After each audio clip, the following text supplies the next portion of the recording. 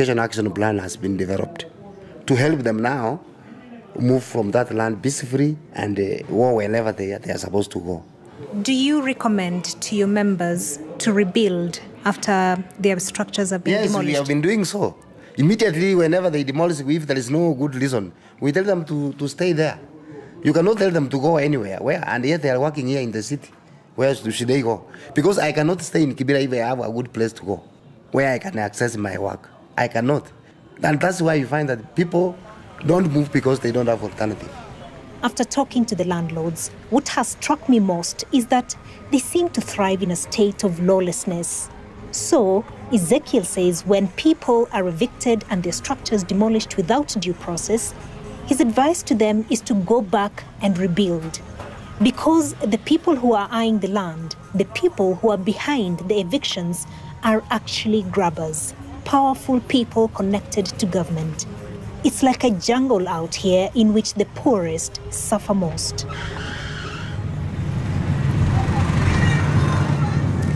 Kibra, which over the years has been corrupted to be Kibera, is a Nubian name. So the Nubians are people who came from the Nuba Mountains in the Sudan, and they settled here many years back.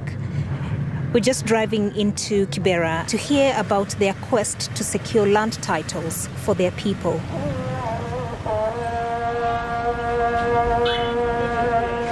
The Nubians have been fighting for a land title for a huge area of Kibera for decades, and they have almost succeeded.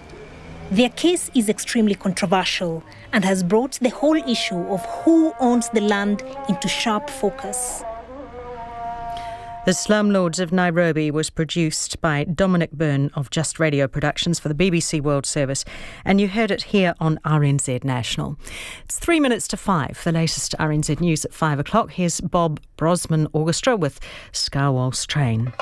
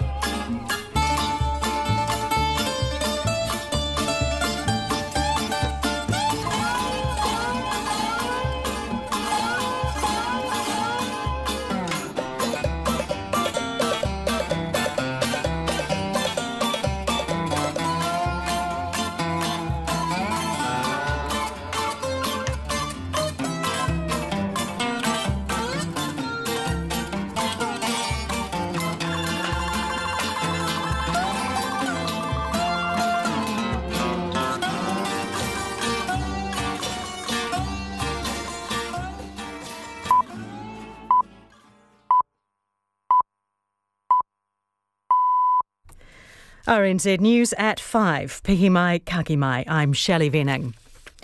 The police are holding a news conference about now to talk about how they are identifying the victims from the Christchurch mass shooting. The Police Deputy Commissioner Wally Homaha and Chief Coroner Judge Deborah Marshall explain the process. We will cross to the media conference as soon as it starts. The Prime Minister says the bodies of the victims of the terrorist attacks are now starting to be returned to their families. The death toll now stands at 50 after another body was discovered at the scene. The police have released an unofficial list to the families of those who were killed, but the names won't be released publicly until the bodies are formally identified. All of the bodies have now been removed from the mosques on Deans and Linwood Avenues. 34 people remain in hospital, 12 of those in critical condition in intensive care. A 4-year-old girl is still in Starship Hospital. Ms Ardern says the process of returning the bodies of the victims to their families has begun. It is likely, however, to be a small number to begin with. It is the expectation that all bodies will be returned to families by Wednesday. She says there will continue to be a police presence at mosques around the country and police numbers remain higher than usual. Ms Ardern says support for the young people in Christchurch is also being established. Today, local Ministry of Education staff met with senior staff at Hagley Community College and Birdside Primary School to provide support and resources. A team will be at Cashmere High School in the morning. The Ministry is also gathering information to assess intermediate trauma support needs at schools and early learning centres across the city. Ms Ardern has confirmed a copy of the attacker's manifesto was sent to an email in her office 9 minutes before the first shots were fired, along with about 30 other recipients. I'm advised that within 2 minutes of its receipt in at least my office, it was conveyed directly to Parliamentary Security. But the assurance I want to give is that had it provided details that could have been acted on immediately, it would have been. But there unfortunately were no such details in that email. Jacinda Ardern says the government has done as much as they can to remove the video footage circulated in the aftermath of the attack. She says social media platforms have questions to answer as to how they regulate live streaming and propaganda information. There will be a 1-hour news special with the latest developments following this bulletin. A Christchurch woman whose husband and son were killed in Friday's shootings says her family was told New Zealand was the safest country in the world. Khalid Mustafa and his son, Hamza, were shot as they worshipped at the mosque on Deans Avenue. A second son, Zaid, was also shot and is recovering in Christchurch Hospital. His mother, Selwa Mustafa, says the family, originally from Syria, spent time in Jordan but came to New Zealand as refugees in July last year. When we were asking about New Zealand, what is that New Zealand? What is this country? They said, oh, it's the most safest country in the world, the most wonderful country you can go. You will start a very wonderful life there. But it wasn't. Selwa Mustafa, whose son and husband were killed in Friday's attacks on mosques in Christchurch. That's RNZ News. In sport, the Wellington Phoenix coach, Mark Rudan, believes his team have everything going in their favour as they prepare to tackle Western Sydney Wanderers at Westpac Stadium tonight. Wellington sit fourth on the A-League ladder after thumping Central Coast 8-2 last week, and Rudan says they're looking forward to their first home game in nearly 2 months. 3 things that are very important to any football club. That's confidence, belief and momentum. And we've got all those 3 after a performance like that. You know, there's a spring in their step at training. The boys are in a great mood. They love coming out there, and I guess that's the positive. Wellington Phoenix coach Mark Rudan. The game is at 7 p.m. There will be a moment's silence for a member of the NZ futsal team. Canterbury goalkeeper Ata Allion, who has been confirmed dead in the Christchurch terror attack. The coach of the Welsh rugby team, New Zealander Warren Gatland, says he hopes the side can continue their Six Nations success after his departure. Wales celebrated a Six Nations Grand Slam victory today after beating Ireland 25-7, extending their winning streak to 14 games. It was Gatland's 50th and final Six Nations match in charge, which includes 3 Grand Slams, and he says it's important to keep momentum going. I just hope they can continue what we've done in the last 10 or 12 years in terms of putting some respectability back in that. We'll have Deputy Commissioner Homaha come in and say a few words, followed by the Chief Coroner, and we also have the Deputy evidence bit of rain here as well. So just one moment.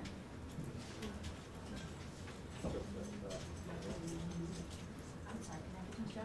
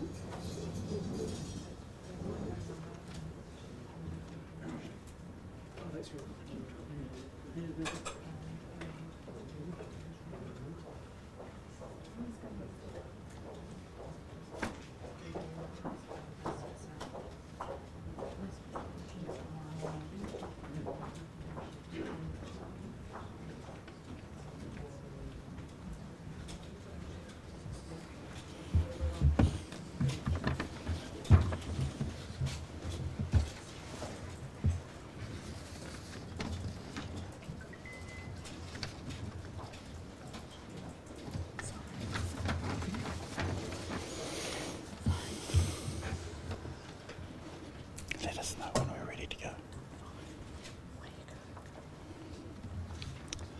Good afternoon, everyone. Today, our focus continues to be the task of returning all the victims to their loved ones. This is our priority, and we are doing everything possible to get this done as quickly as possible. The past 40 hours have been totally traumatic for these families, and many of them have not slept. To add to the trauma, they have been unable to bury their loved ones according to the Muslim traditions, and we are working very hard to ease the pain of that.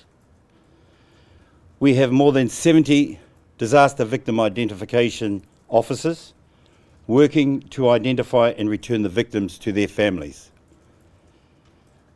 They are based here at the operation headquarters and also at the mortuary at Christchurch Hospital, which has been temporarily expanded. In the past hour, another 20 specifically trained DVI officers have arrived from other parts of the country. We are also being assisted by staff from the New Zealand Defence Force in the disaster victim identification process. We continue to work closely with all the friends and families who have been affected by this horrific event. This is totally unprecedented in our history, in our modern history. We are working closely with imams, both locally and nationally, and we have assembled them all here in Christchurch. The support of the Muslim leaders and their communities has been exceptional. In the past few hours, myself and Judge Marshall, Chief Coroner, have met with the leaders from the Muslim community to discuss the process from here on in terms of how we manage the release of their loved ones. Many of their families know that although they have not been formally identified, they are missing, presumed deceased.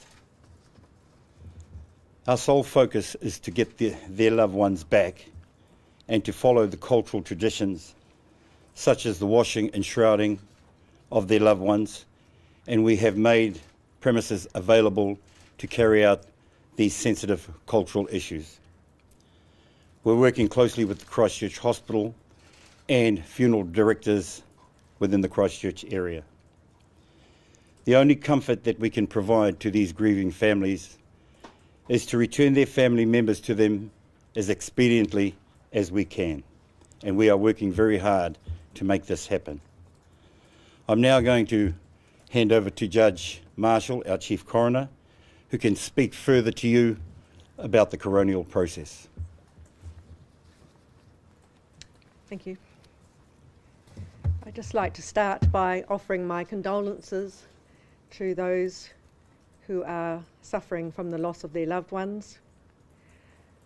We are very aware in the coronial service of the cultural issues surrounding this, and we are doing everything that we can to manage the process in a culturally appropriate way.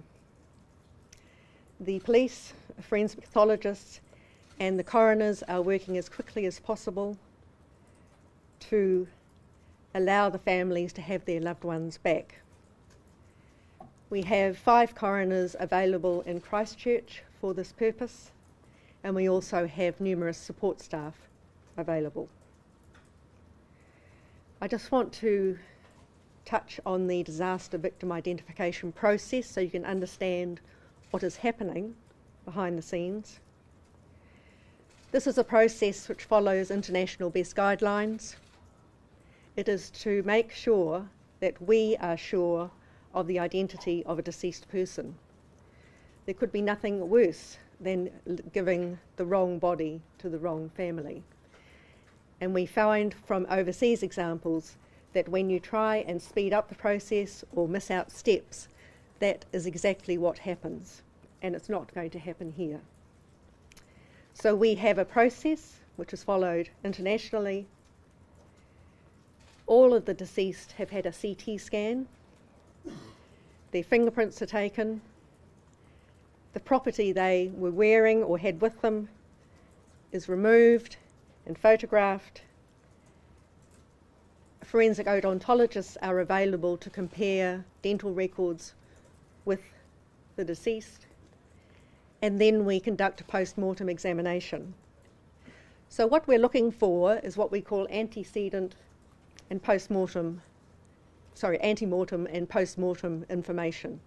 Antemortem is information we may get from the families, so their loved one weighed this much, is this tall, when they left home they were wearing this, their favourite watch is like this, they have a scar, they have had their appendix removed. So we get that from a range of people, including their doctors, dentists. Then when they go through the disaster victim identification process, that's the post-mortem information. So a pathologist may be able to say, this person has an appendix missing, this is the watch they were wearing, this is the clothes they were wearing, this is how tall they are, this is how much they weigh. The role of the coroner and the police is then to gather all that information together, and the coroner must be satisfied that the identity has been established. Once that occurs, the coroner will formally release the body, and we will advise the mortuary that we are satisfied about identity, and we will advise the family, and at that stage the body can be released to the family. So this is a process we have to go through, and we will be going through it with every single body. Thank you. Any questions? How many of the 50 people who have died have actually been formally identified? We started the post-mortems this morning, and we understand that later on tonight we may be releasing the first body. So the identification is part of the post-mortem process. How confident are you that the 50 names on that list are right? Because there are people standing at the corners now still holding signs with people's names on them that they haven't been able to reconcile with, whether they're in hospital or they weren't on that list or what. I might leave that for the police. We have undertaken a very thorough process. We have identified the names of the 41 injured, which we released on Friday evening. We went through a very thorough process of reconciling the names of those missing against the names on our database. The 49 people plus the later one that since passed have also been identified alongside of families, bar 4, which we are still yet to confirm as a part of that missing persons process. So we have used the families to work with us. Can you confirm the age range of the people on the list? I think I've seen somewhere 3 to 77. Is that right? Very close. Are there any conservative estimates at this point as to how long this process may take? The Chief Coroner has mentioned that the first person may be released this evening, and hopefully without setting a time frame to lift the expectations of the families who are grieving.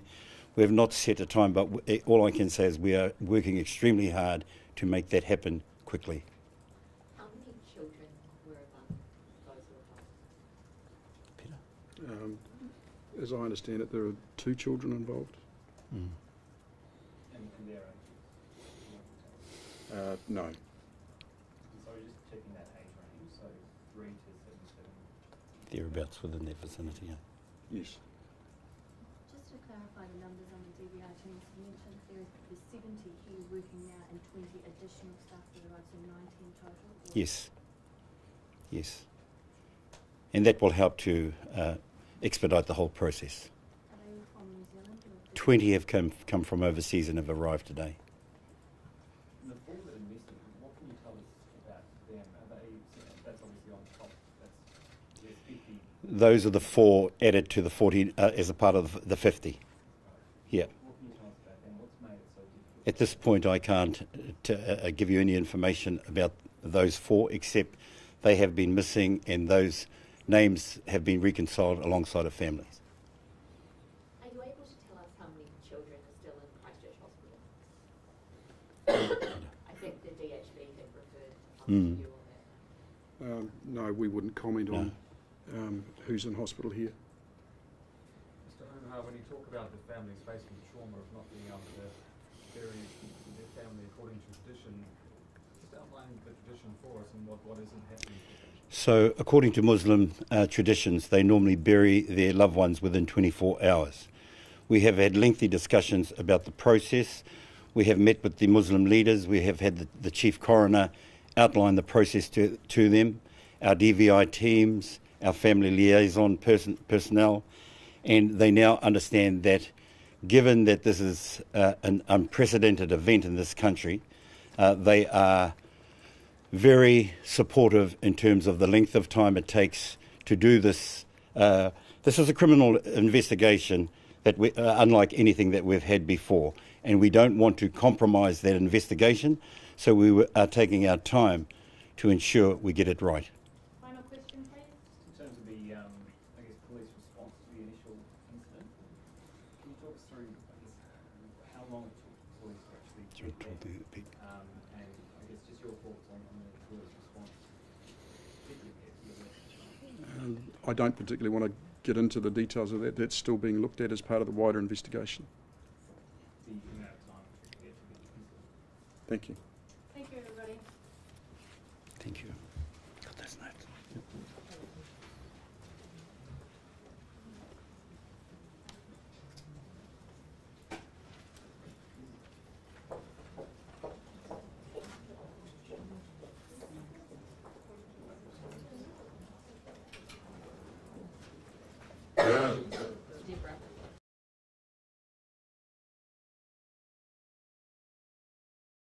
In the ICU, he's being treated.